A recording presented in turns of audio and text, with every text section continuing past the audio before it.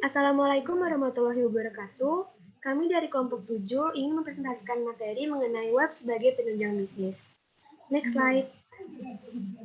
Adapun anggota kelompok kami terdiri dari 3 orang, yaitu saya sendiri, Putu Sanyani Pisarini, Kelvin Pramono Teguh, dan Inyoman Budi Satya Utama. Pokok pembahasan presentasi kali ini yaitu ada yang pertama mengenai keberadaan internet dan web telah merubah operasi bisnis saat ini. Yang kedua, fungsi dari berbagai macam teknologi web. Yang ketiga, praktik bisnis B2B dan B2C, metode teknologi web. Dan yang terakhir, ada bahaya serta cara pencegahan kejahatan di dunia internet. Yang pertama yaitu ada keberadaan internet dan web telah merubah operasi bisnis saat ini. Dunia teknologi informasi berkembang begitu pesat, termasuk internet dan web di dalamnya. Awalnya, semua sangat sederhana, kini dapat menjadi lebih modern dan kompleks, termasuk diantaranya bisnis yang mengalami banyak perubahan seiring dengan adanya perkembangan internet dan web. Di sini, web dapat menjadi enabler yang hebat untuk menjalankan bisnis dalam organisasi, antar organisasi dan antar organisasi dan konsumen. Selain itu juga penyebaran tautan broadband, ide-ide baru penggunaan web untuk perdagangan, dan pengembangan teknologi web yang berkelanjutan membantu bisnis di web tumbuh dan berubah setiap saat.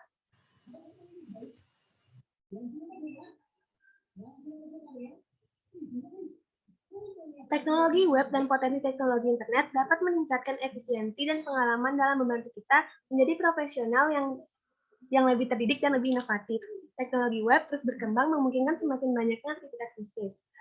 Proporsi pendapatan bisnis yang terus meningkat berasal dari penjualan online.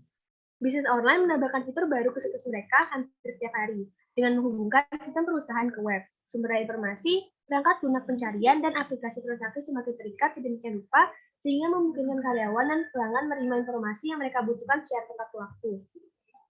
Dulu, seorang penjual memiliki akses yang terbatas untuk bisa memperkenalkan produknya. Tetapi, berkat adanya internet, seseorang pebisnis bisa memperkenalkan produknya dengan begitu mudah dan cepat. Adapun manfaat keberadaan internet dan web yaitu yang pertama, ada mempermudah promosi dan marketing. Berkat adanya internet, promosi bisa dilakukan dengan memanfaatkan sosial media ataupun membangun website sendiri untuk memasarkan bisnis supaya semakin dikenal oleh banyak orang. Yang kedua, yaitu menambah informasi dan pengetahuan tentang bisnis. Melalui internet, semua bisa didapatkan dengan mudah. Hanya perlu melakukan satu klik dan semuanya sudah terlihat dan bisa dibaca. Semakin banyak ilmu tentang bisnis atau yang berkaitan seperti pemasaran dapat dengan mudah mengatur strategi. Yang ketiga, dan mempermudah branding. Branding membuat produk yang dijual menjadi lebih terkenal dan berpotensi mendapatkan repeat order dari pembeli jika membeli puas dengan produk atau jasa yang dijual. Dengan kemajuan teknologi seperti saat ini, bisa memanfaatkan internet untuk melakukan branding, baik itu branding personal maupun branding untuk produk yang dijual. Selanjutnya akan dijelaskan oleh teman saya. Oke, submateri berikutnya adalah fungsi dari berbagai macam teknologi web. Yang pertama adalah HTML dan XML. HTML dan XML adalah bahasa program yang umum digunakan untuk membuat web dan informasi lainnya yang dapat dilihat di web browser. Lalu yang kedua ada File Transfer Protocol atau disingkat FTP.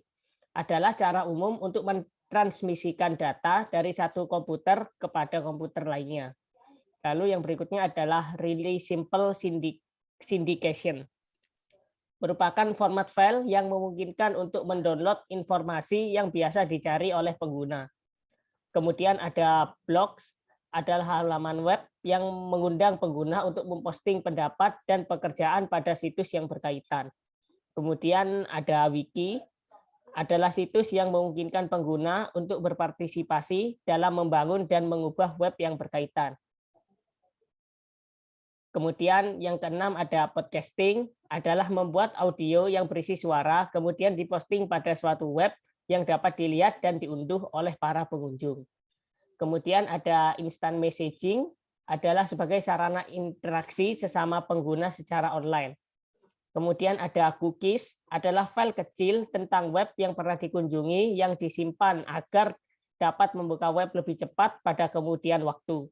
Yang kemudian ada proprietary technologies, adalah properti kecerdasan yang dikembangkan oleh developer, tidak untuk dijual dan digunakan secara khusus.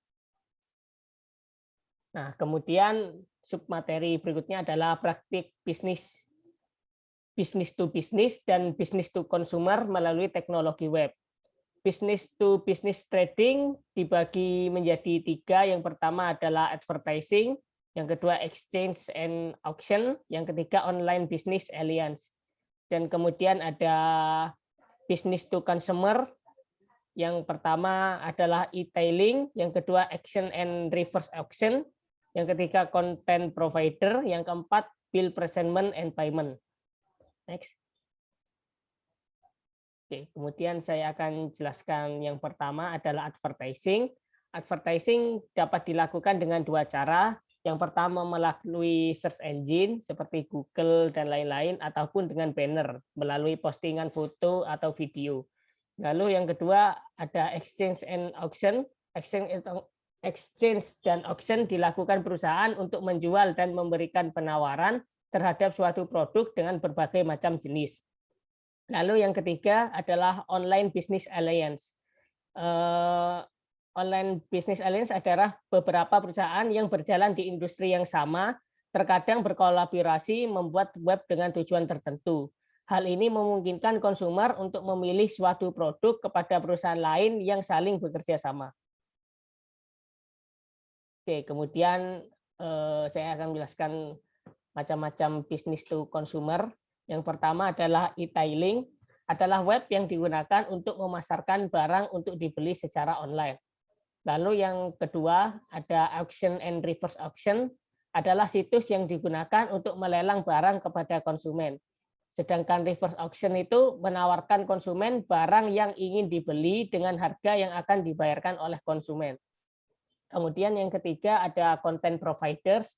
Content providers adalah web yang berisi informasi penting terhadap hal tertentu, biasanya berbentuk seperti iklan yang memiliki klasifikasi khusus, contohnya seperti lowongan pekerjaan. Kemudian ada bill presentment and payment. Nah, hal ini memudahkan transfer dana secara online dari bank ke bank lainnya untuk mengirim informasi seperti bill melalui email. Oke, yang kemudian akan dijelaskan oleh teman saya. Selanjutnya saya akan membahas materi tentang bahaya serta cara pencegahan kejahatan di dunia internet atau cybercrime. Jadi pengertian dari cybercrime itu sendiri adalah tindakan kejahatan yang dilakukan secara online. Kejahatan ini tidak mengenal waktu dan tidak pilih-pilih target. Bisa terjadi pada individu atau perusahaan dimanapun berada. Jadi hal ini patut diwaspadai. Tujuan dari cybercrime ini adalah bisa sekedar iseng, hingga kejahatan serius yang merugikan korbannya secara finansial. Lalu di sini jenis-jenis cybercrime. Di sini jenis-jenis ini dikategorikan menjadi 4. Yang pertama itu adalah identity and corporate data theft.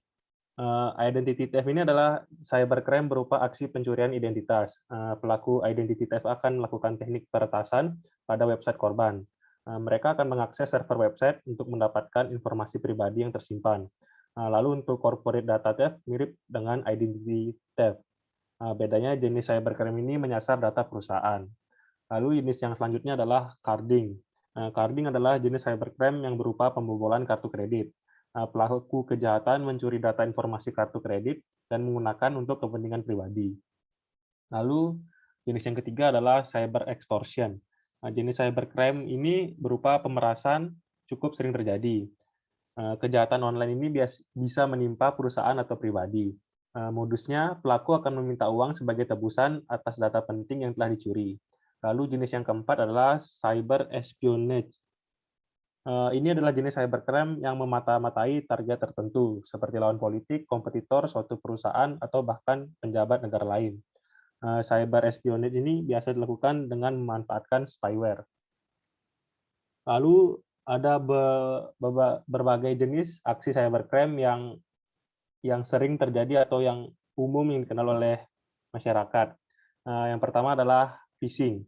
Phishing menjadi aksi cybercrime favorit hacker. Alasannya kejahatan online ini terbukti masih efektif, terutama untuk pencurian identitas. Menurut laporan, aksi cybercrime 67% bermula dari phishing. Lalu yang kedua adalah hacking. Pada dasarnya, hacker akan menggunakan keterampilan yang dimiliki untuk melakukan berbagai aksi cybercrime, mulai merusak sistem, mencuri data pribadi, hingga mengekspos data yang diperoleh ke publik. Lalu yang ketiga adalah scam. Penipuan online atau online scam merupakan aksi cybercrime yang juga perlu diwaspadai, sebab bentuk penipuan yang terjadi bisa bermacam-macam, dan platformnya juga bisa apa saja, bisa marketplace atau media sosial. Lalu yang keempat adalah exploit kit. Exploit kit adalah program untuk menyerang komputer dengan sistem keamanan rendah. Tujuannya adalah menyusup ke komputer korban dan memanfaatkannya. Lalu cara yang dapat dilakukan untuk mencegah terjadinya cybercrime. Yang pertama adalah menggunakan hosting yang aman. Bisa dikatakan inilah langkah yang penting sebagai upaya melindungi website. Layanan hosting dengan perlindungan keamanan khusus dapat membantu mencegah aksi cybercrime. Salah satunya adalah Niaga Hoster yang memiliki fitur Immunify 360. Fitur ini mampu memberikan proteksi dari serangan malware. Yang kedua adalah rajin update. Rajin melakukan update bisa menjadi cara terhindar dari cybercrime, baik update pada sistem operasi maupun sistem manajemen di website. Lalu yang ketiga adalah memasang SSL. Icon gembok yang berada sebelum URL website itu adalah tanda bahwa website tersebut menggunakan SSL. Dengan melihat ikon gembok tersebut, pengunjung situs akan lebih percaya dengan website tersebut. Lalu yang keempat adalah dua faktor authentication.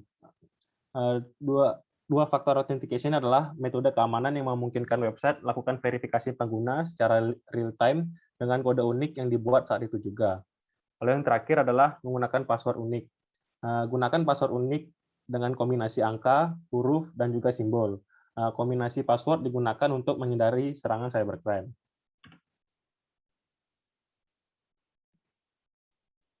Sekian presentasi dari kelompok kami. Jika ada kekurangan, mohon dimaafkan. Kami ucapkan terima kasih.